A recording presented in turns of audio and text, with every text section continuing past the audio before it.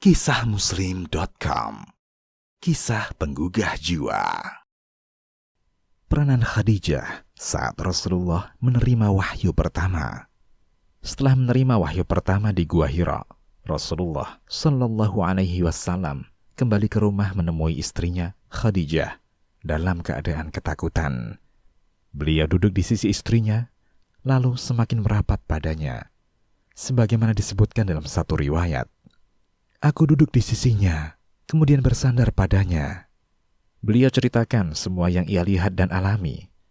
Melihat Jibril dan diseru menjadi seorang utusan Allah, yakni Rasulullah. Dari peristiwa ini, setidaknya dapat kita petik dua pelajaran tentang menjalani kehidupan berumah tangga. Peranan istri, juga keterbukaan suami, dua hal yang menjadi penyebab langgengnya rumah tangga. Pertama, Khadijah memerankan peranan utamanya sebagai istri. Ia menjadi tempat berbagi untuk suami. Ia mampu membuat suami yang sedang dirundung gundah menjadi tenang, khususnya ketika menghadapi masalah besar. Allah Subhanahu wa Ta'ala telah menyebutkan sifat demikian dalam firman-Nya. Dan di antara tanda-tanda kekuasaannya, ialah Dia menciptakan untukmu istri-istri dari jenismu sendiri, supaya kamu cenderung dan merasa tenteram, sakinah kepadanya, dan dijadikannya di antaramu rasa kasih dan sayang. Sesungguhnya pada yang demikian itu, benar-benar terdapat tanda-tanda bagi kaum yang berfikir. Quran Surat Ar-Rum ayat 21. Peranan utama antara pasangan suami istri adalah membuat tenang pasangannya. Allah Subhanahu wa Ta'ala mengulangi sifat ini dalam ayat yang lain. Dialah yang menciptakan kamu dari diri yang satu, dan daripadanya Dia menciptakan istrinya, agar dia merasa senang, sakinah kepadanya. Quran Surat Al-A'raf ayat 189. Jadi, peranan utama istri adalah membuat suami menjadi sakinah, tenang. Suami butuh ketenangan setelah hiruk-pikuk yang terjadi di luar rumah dan di dunia kerja, setelah merasakan tekanan di kantor, atau menghadapi rumitnya lika-liku dakwah. Ia bekerja dan berjihad di jalan Allah. Sirah Nabi Shallallahu Alaihi Wasallam mengajarkan kita banyak hal. Meskipun konteksnya menerima wahyu, namun buah pelajarannya bisa kita terapkan dalam keseharian. Nabi Shallallahu Alaihi Wasallam tidak terpikir untuk pergi menuju sahabat dekatnya, Abu Bakar. Beliau juga tidak terpikir menuju salah satu tokoh yang bijak di Mekah, atau pergi ke pamannya, Abu Thalib, yang telah membesarkannya. Di pikirannya hanya satu, Ummul Mukminin Khadijah radhiyallahu anha, seorang yang dapat menenangkan rasa takutnya, sang istri yang menenangkan dan takkan membuatnya kecewa. Inilah kunci sukses kehidupan berkeluarga. Istri mampu menjadi tempat kembali yang tenang bagi sang suami. Kedua, Rasulullah Shallallahu Alaihi Wasallam seperti halnya seorang suami pada umumnya. Ia mengadukan rasa gundah dan permasalahannya kepada istri, bahkan menceritakannya dengan detail, bermusyawarah dan menerima saran darinya. Beliau Shallallahu Alaihi Wasallam tidak melupakan peranan sang istri. Beliau Shallallahu Alaihi Wasallam jadikan istri sebagai penguat dan memberinya kepercayaan. Kedua hal ini, jika diterapkan secara baik, tentu akan menjadi rumah tangga sebagai tempat yang bahagia. Tanggapan yang luar biasa. Ketika Rasulullah Shallallahu Alaihi Wasallam menceritakan semua yang ia lihat pada istrinya, termasuk bahwa ia diangkat menjadi seorang utusan Allah, Khadijah radhiyallahu anha memberikan tanggapan yang luar biasa. Dengan yakin ia menanggapi, "Berbahagialah wahai putra pamanku, dan teguhlah engkau. Demi zat yang jiwa Khadijah berada di tangannya, sungguh aku berharap engkau menjadi nabinya umat ini." Ibnu Hisham dalam As-Sirah An-Nabawiyah. Perkataan indah yang terucap di saat sang suami merasa takut dan sedih. Perkataan yang mampu mengokohkannya di tengah bimbang dan ragu. Ucapan ini mengindikasikan Khadijah tahu akan ada seorang Rasul yang diutus, dan orang yang ia harapkan untuk menjadi Rasul itu adalah suaminya sendiri. Dengan demikian, Keimanan Khadijah bukan semata keimanan fanatik keluarga, tapi sesuatu yang dibangun dengan ilmu. Pengetahuan Khadijah tentang kerasulan ini terbukti dengan tidak muncul pertanyaan darinya. Siapa itu Jibril? Apa itu utusan Allah atau Rasulullah dan lain-lain? Ada beberapa riwayat dalam sejarah yang menyatakan bahwa Khadijah telah mengetahui kalau Muhammad bin Abdullah akan diangkat menjadi seorang rasul. Ia dengar kabar tersebut dari orang-orang Yahudi, seperti kisah yang dibawakan Ibnu Sa'ad dalam Al-Mubtada, dan juga diriwayatkan oleh selainnya. Wanita-wanita Quraisy memiliki hari raya. Mereka biasa berkumpul di masjid untuk merayakannya. Ketika mereka sedang berkumpul, datang seorang laki-laki Yahudi dan berkata, "Wahai wanita-wanita Quraisy, hampir saja ada di tengah kalian seorang nabi. Siapa saja di antara kalian yang bisa jadi istrinya, maka lakukanlah." Wanita-wanita itu tidak mempedulikannya, bahkan mengejeknya. Sementara Khadijah hanya terdiam. Ia tidak berekspresi seperti wanita Quraisy yang lain. Malah di dalam hati ia meyakininya.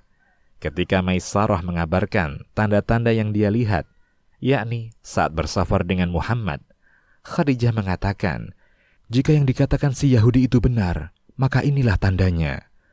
Walaupun riwayat ini masyhur, tapi periwayatannya lemah, sehingga tidak bisa kita jadikan rujukan. Pengetahuan masyarakat Arab jahiliyah tentang datangnya seorang Rasul bisa kita ketahui dari riwayat Imam Ahmad. Rasulullah Sallallahu Alaihi Wasallam pernah mengatakan kepada Khadijah, "Sungguh, aku melihat suatu cahaya, aku mendengar suara, aku takut kalau aku gila."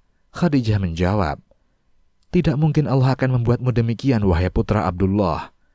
Kemudian Khadijah menemui Waraqah bin Naufal. Ia ceritakan keadaan tersebut padanya. "Jika benar, maka itu adalah namus, seperti namusnya Musa. Sekiranya saat ia diutus dan aku masih hidup, aku akan melindunginya, menolongnya, dan beriman kepadanya," kata Waraqah. Hadis riwayat Ahmad. Dan sebelumnya, Allah Subhanahu wa Ta'ala telah memberi tanda-tanda yang menunjukkan bahwa pemuda yang bernama Muhammad bin Abdullah berbeda dengan pemuda-pemuda Makkah lainnya. Mulai dari peristiwa pembelahan dada yang dilihat oleh teman-teman sepermainannya, batu yang mengucapkan salam untuknya, ada suara yang memanggilnya dari arah langit lebih dari 1 kali. Ini semua sebagai tanda agar mereka tidak menolak dan tahu. Belum lagi dari sisi kepribadiannya, kemuliaan akhlak yang begitu luar biasa. Khadijah menangkap tanda-tanda ini, tidak menganggapnya sebagai hal biasa yang tanpa hikmah. Karena ketika peristiwa yang lebih ajaib lagi datang kepadanya, ia dengan mudah dan begitu cepat beriman kepada risalah kenabian. Menemui Waraqah. Ibunda Khadijah radhiyallahu anha adalah wanita yang luar biasa. Ia tidak hanya diam dan menebak-nebak apa yang terjadi. Ia mengambil peranan, mencari solusi di tengah kebingungan sang suami. Ia pergi menuju seorang alim dan baik, Waraqah bin Naufal. Khadijah radhiyallahu anha mengabarkan cerita suaminya kepada Waraqah bin Naufal. Waraqah menanggapi, "Kudus, kudus, demi zat yang jiwa Waraqah berada di tangannya. Jika engkau jujur padaku, wahai Khadijah, sungguh An-Namus Al-Akbar telah datang menemuinya, yang dulu pernah mendatangi Musa. Sungguh, dia adalah seorang nabi umat ini. Sampaikan padanya agar berteguh diri." Ibnu Hisham dalam As-Sirah An-Nabawiyah. Waraqah menjawab dengan keterangan yang jelas dan penuh keyakinan. Ia begitu mantap menyebutkan bahwa Muhammad Sallallahu Alaihi Wasallam adalah seorang rasul umat ini. Setelah menemui Waraqah, setelah bertemu Waraqah bin Naufal, Ummul Mukminin Khadijah radhiyallahu anha kembali menemui suaminya.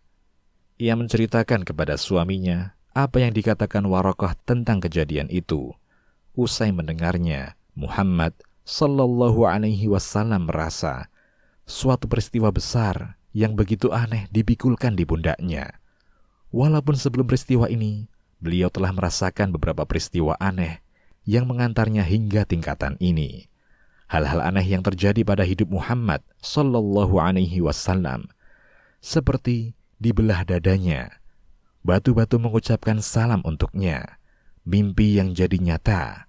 Kalimat-kalimat yang ia dengar dalam mimpi yang bukan ucapan manusia. Kemudian, ada sesosok di langit tiap kali ia memandangnya. Ini adalah hal yang aneh, yang tidak mungkin dialami oleh manusia biasa. Juga dikatakan kepada beliau, sallallahu alaihi wasallam, "Engkau adalah Muhammad, Rasulullah, dan aku adalah Jibril." Sampai akhirnya ditegaskan oleh Waraqah bin Naufal tanpa keraguan bahwa dia adalah nabi umat ini, disebutkan dalam Taurat dan Injil. Inilah hikmah ilahi. Allah memberikan tanda-tanda kepada Muhammad sallallahu alaihi wasallam dan orang-orang yang berada di sekitarnya bahwa dia adalah nabi. Allah memberikan tahapan pemahaman hingga ketika datang ketetapan, Muhammad sallallahu alaihi wasallam tidak begitu terheran-heran. Bayangkan, dengan didahului peristiwa-peristiwa aneh ini saja, Nabi Muhammad sallallahu alaihi wasallam masih merasa bingung dengan apa yang terjadi padanya. Bagaimana jika tidak ada pendahuluan? Setelah itu, beliau sallallahu alaihi wasallam kembali menuju Gua Hira. Hal ini menunjukkan beliau sallallahu alaihi wasallam sudah lebih siap membenarkan risalah. Beliau sallallahu alaihi wasallam tidak lagi merasa takut. Penutup. Betapa luar biasanya hikmah Allah Subhanahu wa taala memilihkan Khadijah radhiyallahu anha untuk Nabi Muhammad sallallahu alaihi wasallam, istri yang hidup bersamanya saat wahyu pertama tiba. Istri yang mampu memberikan ketenangan saat seorang suami yang berjiwa tegar pun merasa kebingungan. Dia tetap tenang dan memberikan ketenangan. Kemudian, ia yang pertama membenarkan risalah kerasulannya saat orang-orang mendustakannya. Ia tetap bersama suaminya di tengah tekanan kaumnya. Dia tetap tenang dan memberikan ketenangan. Kemudian, ia yang pertama membenarkan risalah kerasulannya saat orang-orang mendustakannya. Ia tetap bersama suaminya di tengah tekanan kaumnya. Ia menolong dan membelanya. Semoga Allah meridaimu, wahai ibunda kami, Ummul Mukminin Khadijah binti Khuwailid. Demikian, wallahu a'lam. Kisahmuslim.com. Kisah penggugah jiwa.